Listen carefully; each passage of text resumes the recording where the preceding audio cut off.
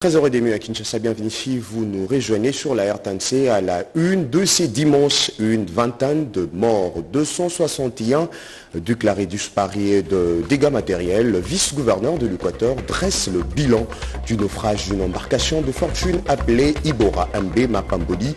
Le non-respect de mesures de navigation serait à la base de cette tragédie.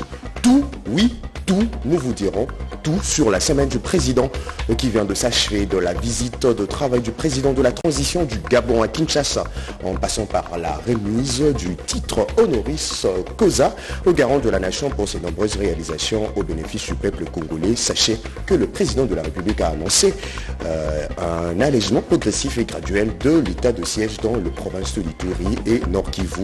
Nous vous donnerons ces détails dans le corps de ce journal.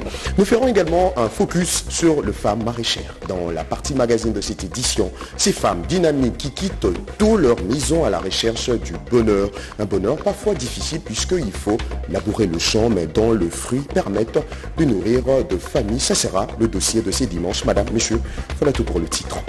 À toutes et à tous, bonjour et bienvenue à ces journal magazine. D'abord, l'actualité.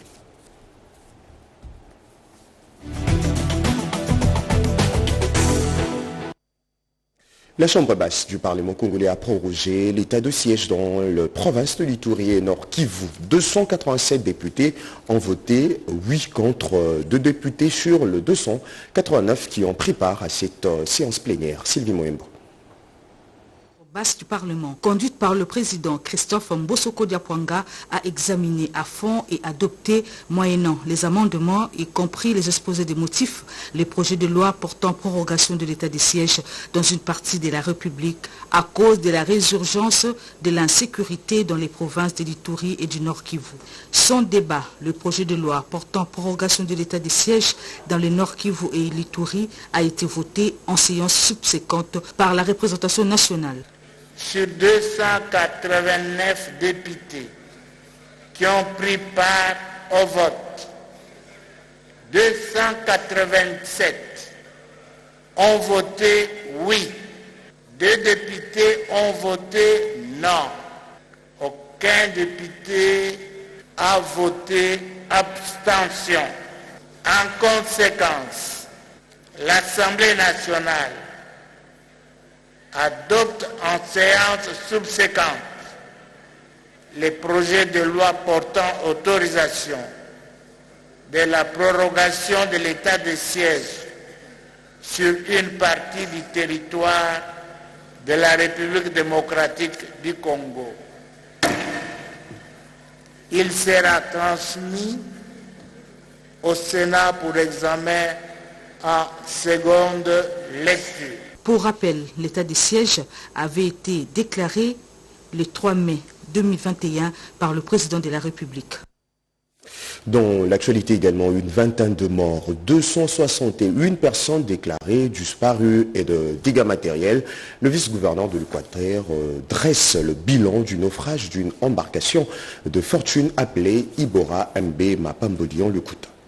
La province de l'Équateur a la profonde douleur d'annoncer au gouvernement de la République, à la communauté internationale, les naufrages sur le fleuve Congo vendredi 13 octobre 2023 aux environs de 21h45 au niveau du port adventiste à Mbandaka, de la bannière dénommée HB Mapamboli appartenant à un certain René qui se trouverait en fuite depuis la survenance de cet événement.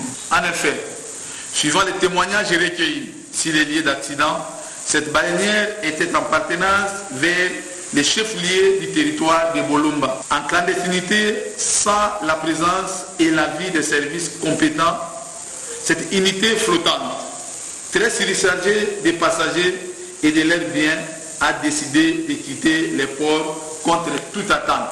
Le bilan provisoire est encore de 28 corps ramassés sans vie, 261 déclarés disparus par leurs proches et 287 comptés parmi les rescapés ou parmi les vivants. Comme un seul homme, tous les services sont mobilisés et déployés pour cette cause qui endeuille une fois de plus la province de l'Équateur. Saisi par ce carnage, j'ai effectué une descente sur terrain, accompagné du procureur de la République et des autres membres du comité provincial de sécurité. Nous avons constaté que la situation était grave.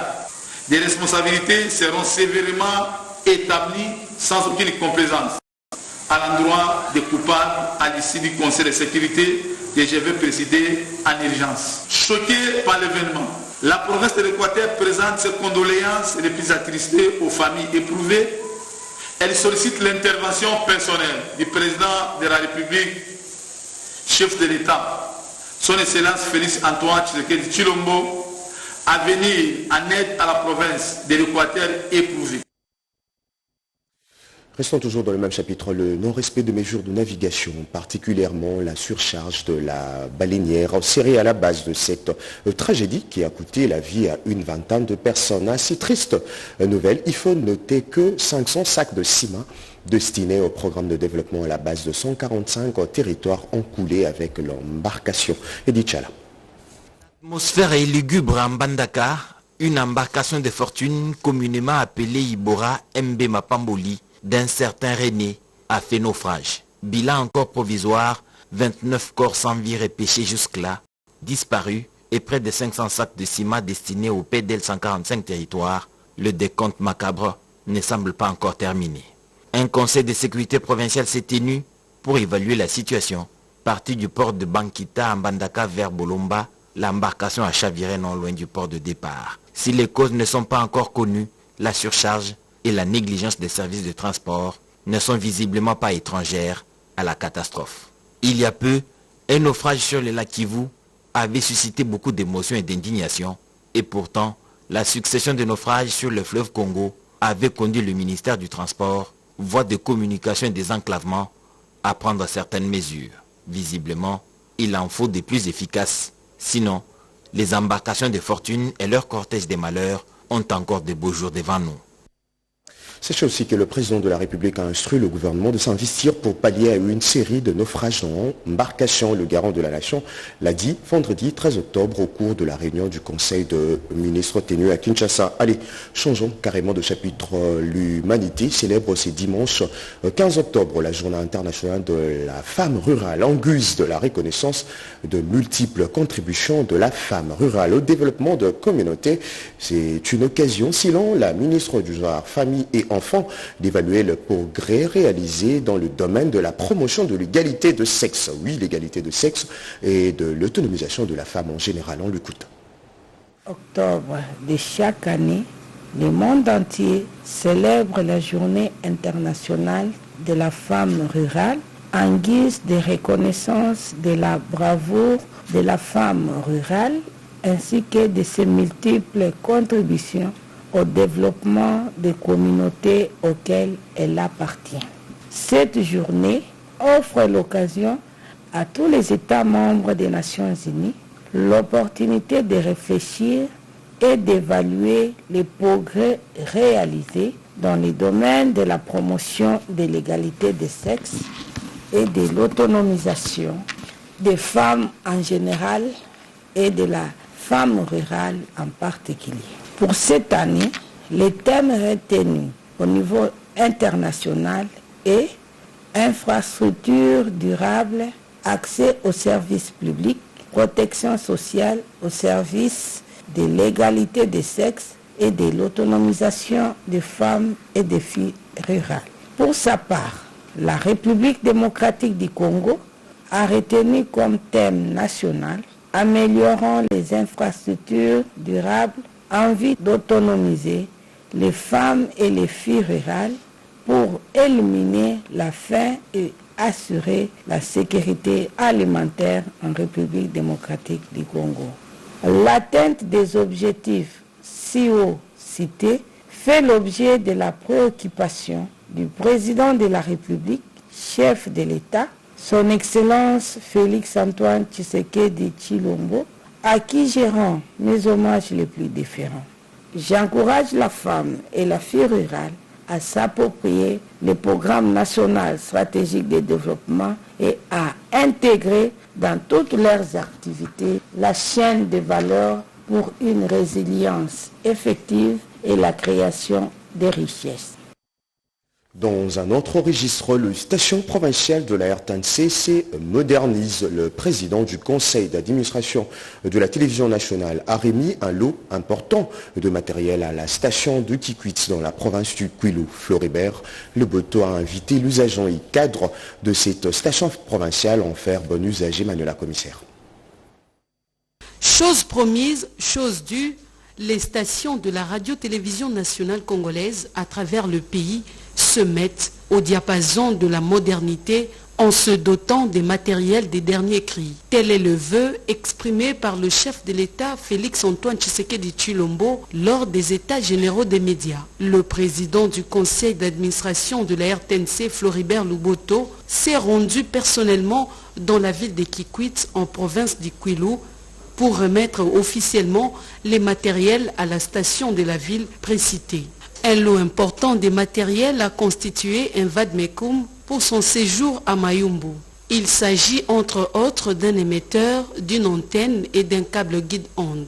Ces consommables vont permettre à la station de la radio-télévision nationale congolaise de Kikwit de fonctionner sans encombre ni faille. Une façon d'offrir aux compatriotes de cette ville la possibilité de suivre le programme de la RTNC en bonne et due forme. Le PCA de la radio-télévision nationale congolaise a invité les agents et cadres de la chaîne nationale extension des Kikwit d'en faire bon usage. Les élections s'approchent et puis il y a un problème de fake news, pas seulement à Kikwit, pas seulement à la République démocratique du Congo.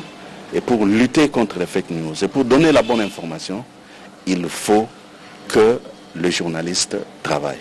Et les journalistes à Kikwit n'ont pas le matériel qu'il faut.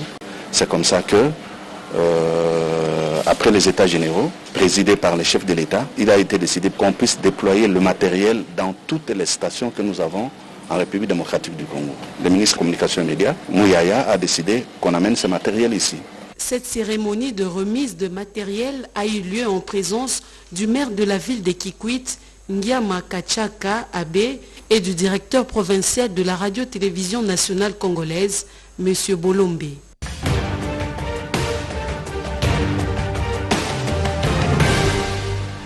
Allez, tout, oui, tout, nous vous dirons tout sur la semaine du président Félix Tshisekedi qui vient de s'achever de la visite de travail du président de la transition du Gabon à Kinshasa, en passant par la remise du titre honoris causa au garant de la nation pour ses nombreuses réalisations au bénéfice de la population congolaise. Le président de la République a annoncé jeudi dernier un allègement progressif et graduel de l'état de siège dans la province de l'Ituri et Nord-Kivu. Madame, Monsieur, voici la semaine du président commentée par Pierre Kibambi Somoy.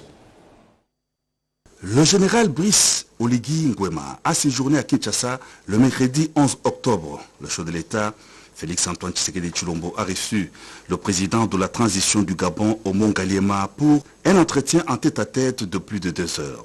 Faisant le point de sa visite à Kinshasa, 5e étape de sa tournée diplomatique dans l'espace de la communauté économique des États d'Afrique centrale, le dirigeant gabonais a indiqué que les questions liées à la paix, la sécurité et au climat ont fait l'objet de ces échanges avec le président de la République. Nous avons besoin du concours et de l'accompagnement du président Félix-Antoine Tshisekedi pour que le Gabon retrouve sa place dans les concerts des nations, a dit en substance le président de la transition gabonaise. Accompagné de son épouse, la première dame Denise Nyakeru Tshisekedi, à la colline inspirée du Moamba, le président de la République a reçu le diplôme de docteur honoris causa de l'université de Kinshasa. Au cours d'une cérémonie solennelle organisée à l'UNIKIN, le recteur de l'université, le professeur Jean-Marie Kayembe, a souligné que le jury a décerné les titres honorifiques au président Félix-Antoine Tshisekedi Tshilombo pour ses nombreuses réalisations au bénéfice du peuple, citant notamment l'amélioration du climat des affaires, l'afflux des investisseurs, l'accroissement du budget national, la bonne gouvernance, la lutte contre la corruption et les efforts diplomatiques en faveur de la paix. Dans une adresse à la nation, le président de la République Félix-Antoine Tshisekedi Tshilombo a annoncé de nouvelles mesures relatives à l'évolution de l'état des sièges dans les provinces de l'Est du pays, l'Ituri et le Nord Kivu. Le chef de l'État a indiqué qu'après avoir échangé avec les responsables des institutions de l'État et a entendu le Conseil supérieur de la défense, il a pris la ferme résolution de conduire la population de ces deux provinces vers un allègement progressif et graduel du régime de restriction de l'état de siège. En toute responsabilité, le chef de l'État a dit avoir opté pour la mise en œuvre d'un dispositif transitoire graduel qui consistera au rétablissement de l'autorité civile dans les entités territoriales décentralisées et déconcentrées qui sont déjà sécurisées et sous contrôle des forces armées de la RDC. Dans les zones non occupées, cette nouvelle décision implique la levée des restrictions des libertés constitutionnelles de tous les citoyens et plus particulièrement la libre circulation des personnes et de leurs biens en mettant fin au couvre-feu ainsi que la liberté d'association, de manifestations pacifiques et des réunions dans le strict respect des conditions légales, a précisé le président de la République dans son message à la nation. Et la semaine qui vient de s'achever a été marquée par la progression de Ouazalendo face à un 23 de villages conquis dans l'est du pays. Et la réunion annuelle transfrontalière RDC-Angola pour la promotion d'une coexistence pacifique entre les deux peuples était aussi au centre de l'actualité. Le résumé avec Blandine Wavingana.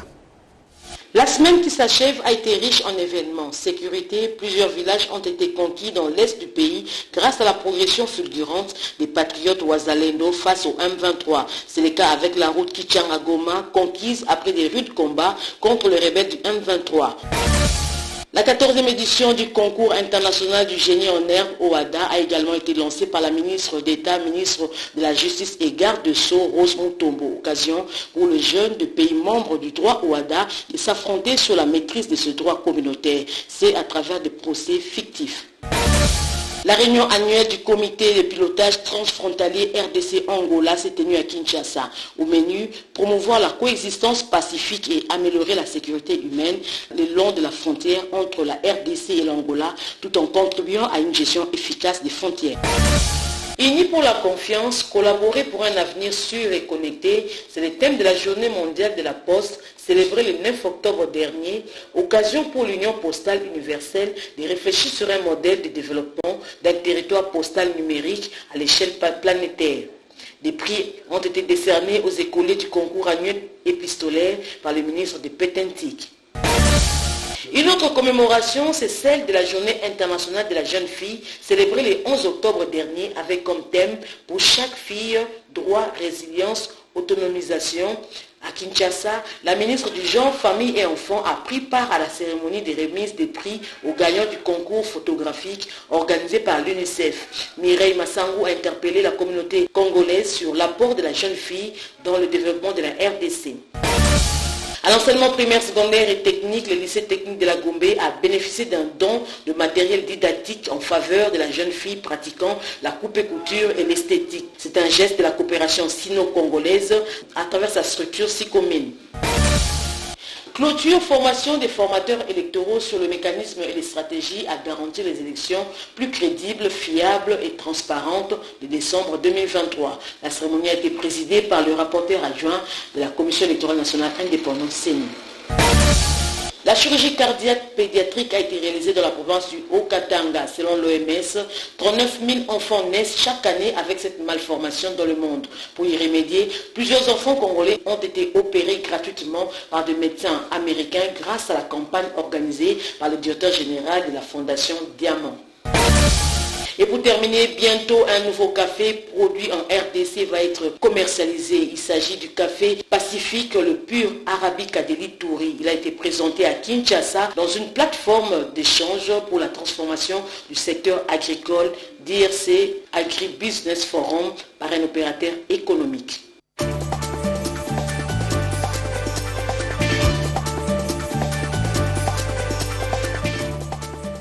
Et l'actualité de cette semaine a aussi fait couler encre et salive dans les différentes rédactions. Nos journaux ont commenté d'une manière ou d'une autre l'actualité avec des titres parfois, à couper le souffle. Jean-Pierre Delot nous propose le rétro de la revue de presse.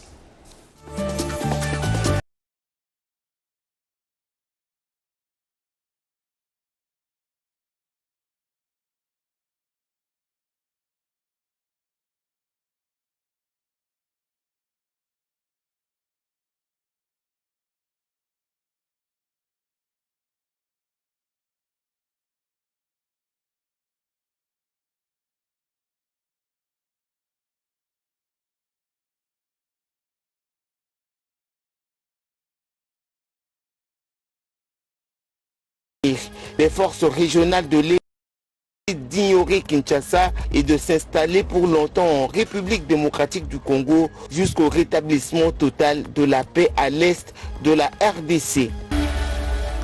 Les Wazalendo tout feu tout flamme annonce sphinxrdc.com. Les M23 fuient devant la foudre de ses patriotes à l'est du pays.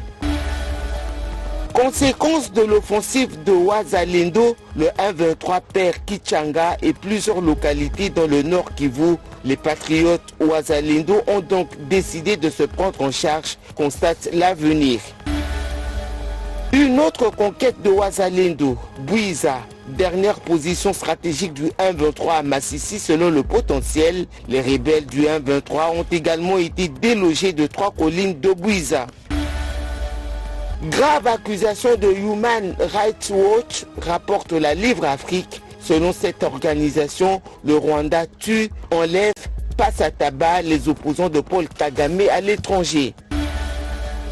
Le processus de la levée de l'état de siège au Nord Kivu et en Ituri en marche. Le président Félix Antoine Tshisekedi Tshilombo l'a annoncé dans son message à la nation, note dépêche.cd. On boucle cette rétrospective de la semaine par cette dépêche de Econews. La CENI, selon le confrère, se dit être dans l'impossibilité d'afficher les listes des électeurs dans les bureaux de vote.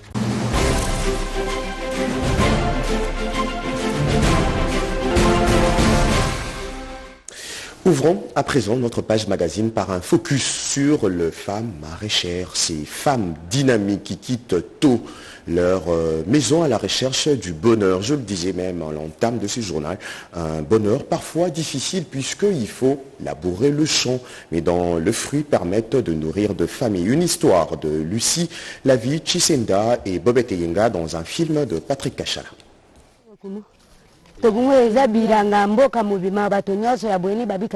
6 jours sur 7, ces femmes parcourent le même trajet à pied avec de lourdes charges.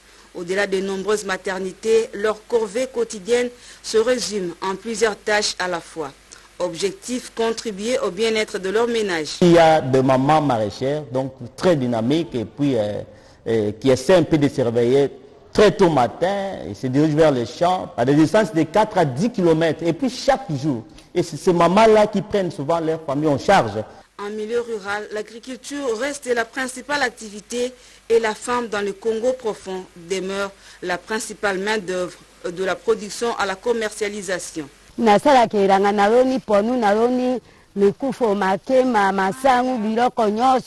cultivons un peu de tout, manioc, légumes, pondou et autres.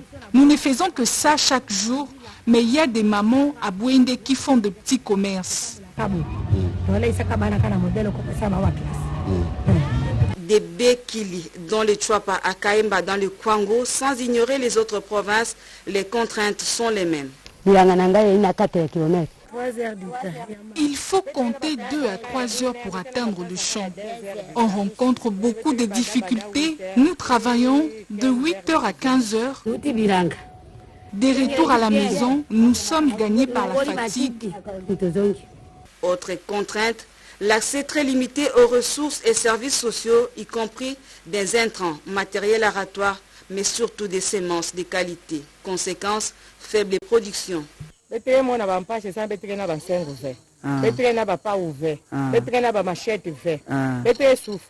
Nous n'avons pas de houes, des pelles, des bêches. Il n'y a plus de bonnes semences. Nous travaillons dur, mais le rendement est faible. Le sol n'est plus productif. Avec 1 hectare dans d'autres provinces, tu peux même payer les frais scolaires des enfants, mais ici à Kaimba, c'est pénible.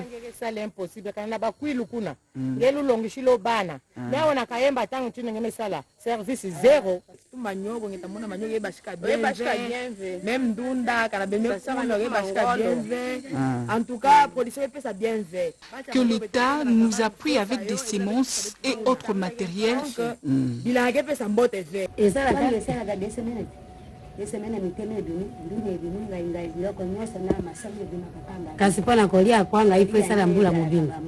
Pour les légumes, Il faut 2 semaines avant la récolte, mais pour le manioc, il faut 1 année.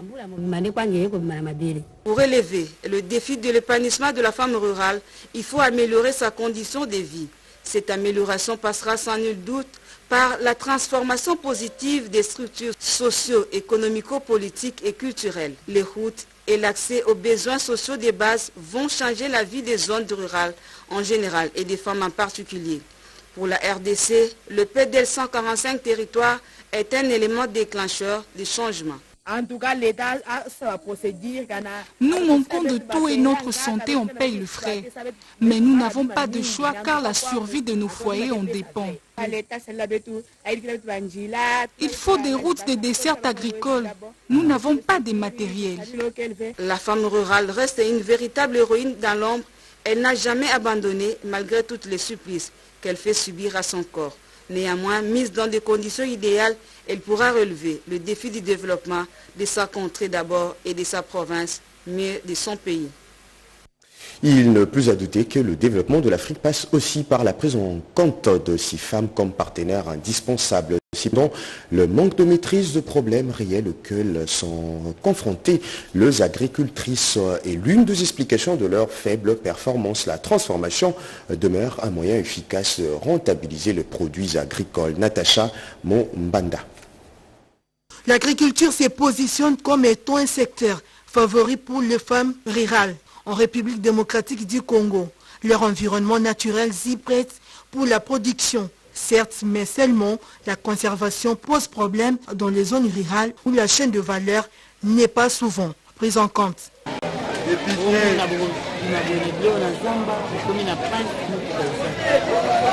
Nous sommes en train de traverser des situations difficiles.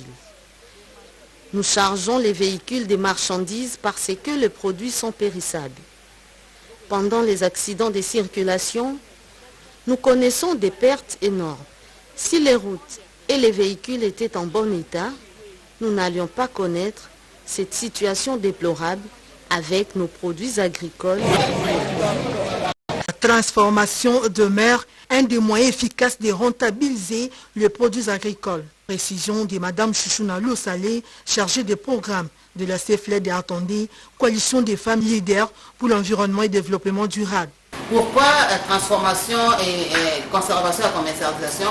Parce qu'on avait remarqué cette habitude de perdre les produits, d'arriver à un moment de ne pas gagner beaucoup ce qu'ils dépensent comme énergie et comme moyen pour produire. Il serait souhaitable de vous accompagner à la transformation de ces produits-là, pouvant permettre aux consommateurs, aux consommatrices de recourir à ces besoins, à ces produits au moment de non-saison. Aujourd'hui, la transformation et la conservation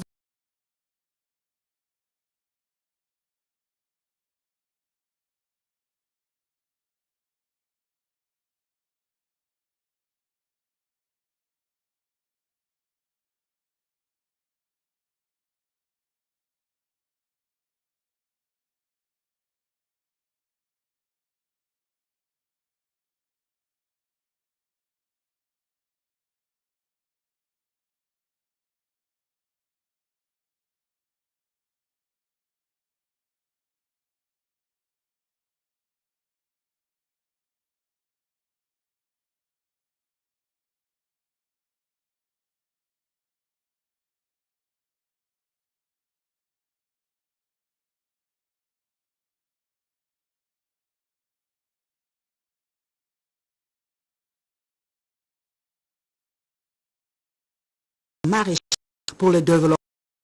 Ça. D'abord, ce n'est pas ce que j'ai étudié. Voir comment elle devenait un peu dure, je préférais choisir le maraîchage. C'était à partir de l'église. Il y a un pasteur qui nous a enseigné qui dit que la maman, tu es une aide. Ce que ton mari fait, sois à ses côtés pour l'aider. Alors c'est papa qui avait pris d'abord l'initiative de venir aussi. Moi, je ne voulais pas. Mais à partir de ces prédications, que je suis venu à ce site jusqu'à présent. Nous sommes sur le site dénommé RVA Mikondo, une des contrées de Kinshasa, semi-rurale. La plupart des produits vivriers consommés dans l'est de Kinshasa, comme des légumes, sont produits ici. Maman Flore est dans ce travail de la terre depuis 15 ans. Nous avons l'amarante, les Bitekou-Tekou. Nous avons les Sambou qui est là à côté. Nous avons, on appelle, je ne sais pas en français c'est quoi, les Mukengeli, les Mujibou, le Pondou nous en avons. Nous avons les Siboul, les Ndembe à côté. Nous avons l'oseille. Nous avons presque tous les légumes feuilles que nous produisons ici. Sur le plan logistique, les membres de cette union connaissent des difficultés dans la commercialisation. L'accompagnement du gouvernement serait indispensable. Je regrette un peu puisque ce sont les clients qui nous imposent le prix. C'est maman dit, si l'autre vient, il dit 8 000, on dirait qu'ils étaient ensemble. Toutes les mamans qui vont venir, ils vont vous infléchir ce prix. Nous voulons que si on peut nous aider, d'avoir un marché approprié pour nous seulement les marchés. Comme ça, on peut vendre avec le prix que nous désirons. Les difficultés que nous avons, tout d'abord l'expoliation. Ces terrains appartiennent à l'RVA. On a conçu des maisons qu'on a détruites par l'État. Il y a aussi parfois des voleurs qui viennent voler quand vous n'êtes pas là. Et pour la culture, nous avons la maladie, les insectes quand ils sont là.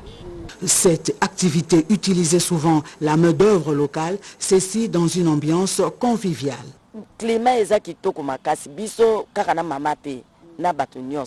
Un climat d'attente qui règne entre nous devant les difficultés. On s'entraide financièrement pour s'en sortir et nous sommes soudés.